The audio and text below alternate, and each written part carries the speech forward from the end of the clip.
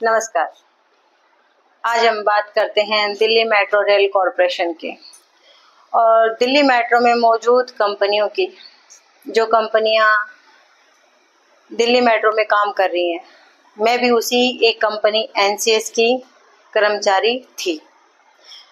मैं आज इस चीज़ का खुलासा करना चाहती हूँ कि जितनी तेज रफ्तार से दिल्ली मेट्रो, मतलब मेट्रो का नाम ही रफ्तार है, वो इतनी रफ्तार से दौड़ती है और जितनी तेज गति से वो दौड़ती है ना, उतनी ही तेज गति से वो उसमें मौजूद कर्मचारियों की जिंदगी को परिवर्तन कर देती है। वो इतनी फास्ट कर्मचारियों को भर्ती करती है और उससे ही कई गुना फास्ट वो कर्मचारी को बाहर कर देती है। इतनी फास्ट सर्विस है दिल्ली मेट्रो की। दिल्ली मेट्रो छोड़ो, कहीं की भी मेट्रो उसकी। और ख़ास तौर पे तो भाई हमने दिल्ली मेट्रो में काम किया है, दिल्ली मेट्रो रेल कॉरपोरेशन में काम किया है, तो हम तो उसके बारे में अच्छी तरह जानते हैं कि वहाँ क्या धांधली होती है, क्या उसकी प्रोसेस है, कैसे अधिकारी छोटे छोटे कर्मचारियों की मेहनत का पैसा खाते हैं। मैं आपको आज बताना चाहती हूँ कि दिल्ली मेट्रो में मौजूद कंपनियां और दिल्ली मेट्रो के जो उच्च स्तर के अधिकारी हैं, जैसे मैनेजिंग डायरेक्टर एमडी साहब विकास कुमार, फिर उससे नीचे आ जाते हैं डीजीएम आ जाता है, जेजीएम आ जाता है प्रवीण कुमार जी। ऐसे जो उच्च अधिकारी हैं वो कई करोड़ों रुपए देके उस पद पे बैठे हैं, कहीं 50 करोड़ रुपए देके उस पद पे बैठे हैं। तो आप सोचो कि वो अपने पद पर रहते हुए उससे वो कई गुना पैसा कमाएंगे, तब जाके वो संतुष्ट होंगे या उनका पेट भरेगा। आज उसी के बारे में मैं आपको बताना चाहती हूँ कि किस तरीके से दिल्ली मेट्रो के जो अधिकारी हैं, उच्च स्तर के अधिकारी और कंपनियों के बीच में जो साठ गांठ का जो खेल है, उस खेल में कौन फंसता है। उस खेल में फंसते हैं हम जैसे कर्मचारी, जिनको साम दाम दंड भेद की नीति अपना के फंसाया जाता है। मैं आपको ये और बता दूं कि दिल्ली मेट्रो ने अपने ऐसे गिरोह है, हमारी भाषा में हम उसको गिरोह बोलते हैं, कि यूपी, बिहार, हरियाणा और राजस्थान में उन्होंने ऐसे गिरोह छोड़ रखे हैं जो लड़कों को, चाहे वो लड़का हो चाहे लड़की हो, वो फंसाते हैं। उनको एक सुंदर भविष्य का सपना दिखाते हैं, उनको फंसाते हैं। प्राइवेट ही सही, लेकिन पेट भरने के लिए या जीव का उपार्जन के लिए नौकरी तो जरूरी है। हर बेरोजगार युवा उसमें फंस जाता है। आज मैं आगे बताऊंगी कि वो गिरोह है कैसे बंदों को फंसा लेता है। उसमें 1.5 लाख से लेके 3 लाख तक वो कर्मचारियों से वसूल करता है और उसका कोई हिसाब किताब नहीं है, कोई हिसाब किताब। उस टाइम पे जो बेरोजगार युवा है उसको कोई किसी भी चीज का पता नहीं रहता और वो इस जाल में फंस जाता है। जाल में ऐसा फंसता है कि उसके पास कोई सबूत नहीं रहते, और सबूत होते भी हैं तो वो उसके पुख्ता सबूत नहीं होते। उसको नकार दिया जाता है कि तुम्हारे सबूत ही झूठे हैं, और जिस सबूतों का वो कहीं भी जाके कंप्लेन नहीं कर सकता उन सबूतों के बारे में। जैसे ही गिरोह के किसी भी इंसान के द्वारा उसको फंसाया जाता है, पैसे थर्ड पार्टी से लिए जाते हैं, उससे पैसे ले लिए, 2 लाख ले लिए, 2.5 लाख ले लिए। जब तक उस कर्मचारी को किसी भी प्रकार की कोई इन्फॉर्मेशन नहीं होती कि डीएमआरसी मतलब दिल्ली मेट्रो रेल कॉरपोरेशन में तुम कितने दिन ड्यूटी करोगे, कितने दिन तुम्हारी नौकरी रहेगी, और नौकरी करोगे 2 साल, तो नौकरी की करने की प्रोसेस क्या रहेगी, कि तुम्हें ड्यूटी करने के भी पैसे देने पड़ेंगे कि भाई आज ड्यूटी लगा दो, भाई लो 5,000 रुपए मेरी मंथली ड्यूटी लगा दीजिए। मतलब बंदा इतना रिक्वेस्ट करता है कि वो मंथली ड्यूटी लगाने के लिए, कि मुझे महीने में कम से कम 24-25 ड्यूटी दे दो, जिससे मैं घर वालों के पास भी 5-10 हजार रुपये भेज दूं और मैं दिल्ली में रह के अपना गुजारा भी चला लूं। ये हालात हैं। जैसे ही ऑफिस में उसके डॉक्यूमेंट सबमिट होते हैं, तो वहाँ कश्मीरी गेट ऑफिस है, वहाँ पे उसको बाकायदा एक उनके पास तख्ती है, तख्ती पे सारी चीजें लिखी होती हैं, और जो तख्ती पे लिखा होता है वही उसमें बताया जाता है। उसको बोलते हैं कि इसको देख देख के तुम लिख लो। वो लिखता है कि हमें ऑफिस और ऑफिस के बाहर किसी भी प्रकार का पैसा नहीं दिया गया। उस टाइम पे बंदे के मन में शंका आती है कि मैंने पैसा दे भी दिया और यहाँ मेंशन भी करवा लिया और बाकायदा सिग्नेचर भी करवा ली। लेकिन जब तक बंदा फंस चुका होता है, क्यों, पैसे उसके पूरे जा चुके होते हैं, पीछे मुड़ने का कोई रास्ता नहीं आता। और वो अगर जिस बंदे को पैसे दिए हैं उसको वो कंप्लेंट करता भी है तो वो यही कहता है कि भाई तेरे को नौकरी मिल रही है ना, नौकरी से मतलब रख, आगे पीछे क्या करना है, तुझे नौकरी दे रही है ना, बस इसी में खुश रहे।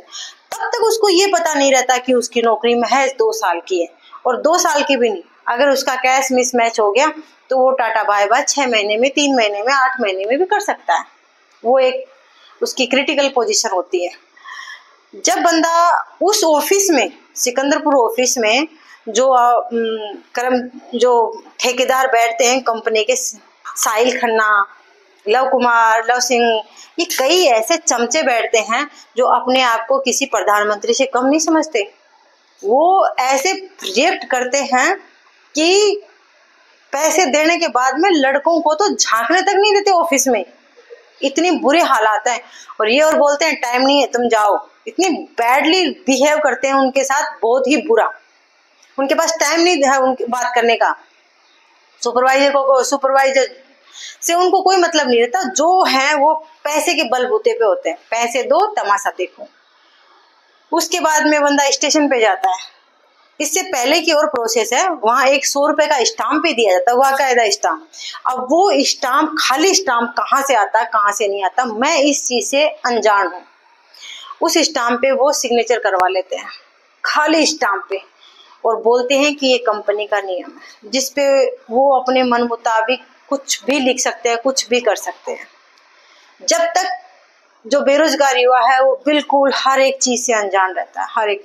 और आपको ये और बता दूं, जो भी बेरोजगार युवा वहां आता है वो गांव देहात से आता है, बेरोजगारी की मार से मारा हुआ आता है, और वो दर दर की ठोकरें खा के वो बहुत परेशान होता है, उसे नौकरी चाहिए होती है, वो बहुत हताश होता है, तब जाके वो वहां आता है। वो ज्यादा आर्गुमेंट नहीं करता, उनसे बहस नहीं करता, उसको नौकरी चाहिए होती है। जैसे ही वो स्टेशन पे पहुंचता है, स्टेशन पे पहुंचने के बाद में उसको हकीकत का एहसास कराया जाता है। उसको जो उसी के साथी होते हैं, जो पुरुष साथी होते हैं, वो उससे बताया कि भाई ये नौकरी करने लायक नहीं है।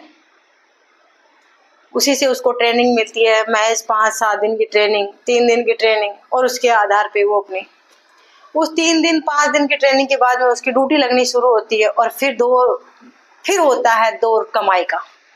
वो एक ऐसी कमाई जिसका कोई सबूत नहीं है। कंट्रोलर महोदय के ऊपर से दबाव होता है मैनेजर का, भाई एसडीएम फाड़ो, इतनी सी मिस्टेक से भी एसडीएम फाड़ो। महीने के 10-20 एसडीएम हो जाते हैं, बंदा 500-500 रुपए दे के बहुत हताश हो जाता है। उधर सुपरवाइजर उसको मेंटली डिस्टर्ब करता है, मुझे भी बहुत बार किया गया, मेरे साथ तो ऐसा किया गया, ड्यूटी लगा दी हटा दी, ड्यूटी लगा दी हटा दी। मेरा सुपरवाइजर सतीश था, जो आज सिकंदरपुर ऑफिस सिटी कोर्ट के पीछे बैठता है। इतना गंदा और घटिया किस्म का इंसान था। उसके पास ऊपर के इतने पैसे आते थे, शराब पीता और लड़कियों के साथ बदतमीजी करना, तो जैसे इनका बहुत ही बड़ा वो है कि अगर इस डिपार्टमेंट में लड़की आ गई तो पता नहीं क्या ही आ गया। जैसे तैसे उसको पटाओ, कुछ भी करो, नहीं मानती है तो उसको परेशान करो, मेंटली टॉर्चर करो। मेरे साथ भी ऐसा ही हुआ। तो मैं अपने इस वीडियो के जरिए जो भाई रिकॉल हो गए हैं, मेरी आवाज अगर उन तक जा रही है, मेरी मैसेज उन तक जा रहा है, तो मैं ये कहती हूँ, हर श्रमिक वर्ग, हम लेबर कोस्ट में आते हैं, और जो मेट्रो में फिलहाल जो काम कर रहे हैं वो भी लेबर में आते हैं। हर एक डिपार्टमेंट की अपनी एक यूनियन होती है, आप लोगों की कोई यूनियन नहीं। आपको डर किस चीज का लगता है? मैं अपनी आवाज उठा रही हूँ, क्या आप मेरे साथ नहीं आ सकते? मेरे साथ मत आओ, लेकिन अकेले तो आओ। आपके साथ क्या अच्छा किया है? जो आपने मेट्रो को 2 साल दिया है, 2.5 साल दी है, वो आपका टाइम खराब नहीं गया? और अगर चलो गया भी, अपना कुछ किया भी, आप सोचो कि भाई मैंने जो पैसा दे दिया वो मेरा निकल गया, तो वो तो सैलरी के बेस पर निकला है। फिर भी अगर आपने कोई किसी भी तरीके से पैसा निकाला है, तो आपको लगता नहीं है कि हमें बेवजह निकाल दिया?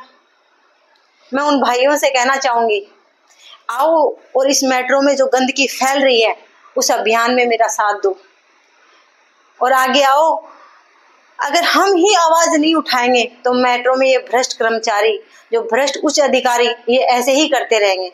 जिस प्रकार भाई बबलू ने पिछले 3 साल से वो लगातार कोशिश कर रहा है इस मुहिम को आगे छेड़ने की, इस मुहिम को आगे बढ़ाने की, क्या हम इतने नागवार हो गए कि उसका साथ नहीं दे सकते? उसको तो इन्होंने पिटवाया है, जेल में भिजवाया है, बंदा फिर भी अडिग है, वो फिर भी टूट रहा नहीं है। फिर भी वो कह रहा है कि एमडी ऐसा है, वैसा है, दिल्ली मेट्रो वैसी है, मुर्दाबाद है, ये है, वो है, हर एक चीज। और मुझे ये समझ में नहीं आता कि दिल्ली मेट्रो की जितनी भी इंफॉर्मेशन है वो यूट्यूब, सोशल मीडिया की जो आ रही है, इंस्टाग्राम हो, फेसबुक हो, जो घपला हो रहा है वो हो रहा है, वो सब कुछ जग जाहिर है। हाँ, ये है कि भाई दिल्ली के आम नागरिक को ना पता हो, बाहर के आम लोगों को ना पता हो, लेकिन कर्मचारियों को जरूर पता है, जो उच्च अधिकारी हैं उनको जरूर पता है। लेकिन फिर भी देखो, दिन ब दिन नई नई कंपनियां इसमें भर्ती कर रहे हैं, नई नई कंपनी।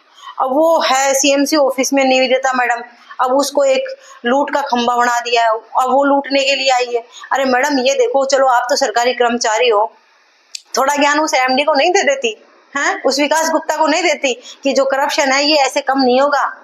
हैं, वैसे तो दिल्ली मेट्रो में बहुत ऐसे ऐसे कॉलर करके बैठते हो कि हाँ हम रेपुटेड जगह है, बिल्कुल क्लीन और बिल्कुल ऐसे चकाचौंध भरी जगह है, इसमें रेपुटेड इंसान चाहिए। टिकट काउंटर पे भी आपको वेल मैनर्ड पर्सन चाहिए। ऐसे वेल मैनर्ड पर्सन की जरूरत हो ना तो वहां ईमानदारी से काम होता है। अरे आटे में नमक हो उतना तो सब जगह चलता है, लेकिन यहाँ तो पूरा आटा ही खा रहा है, पूरा का पूरा आटा ही खा रहा है। आप लोग कोई तो ऐसा डिपार्टमेंट छोड़ो जिसमें ये गंदगी ना हो। आप कोर गार्ड देखो, हाउसकीपर देखो, जो टिकट काउंटर पे टिकट देते हैं उनको देखो। आपका भरेगा कब? ये दिल्ली मेट्रो कब कर्जे से बाहर आएगी? आप कागजों में ये दिखा रखा है कि दिल्ली मेट्रो अभी बहुत ज्यादा मतलब नीचे है, बहुत ज्यादा इस पे कर्जा है, अभी ये पूरा अपना भार नहीं वहन कर सकी, तो हम इसको टेंडर पे दे। ये तरीका है टेंडर पे देने का? बंदे को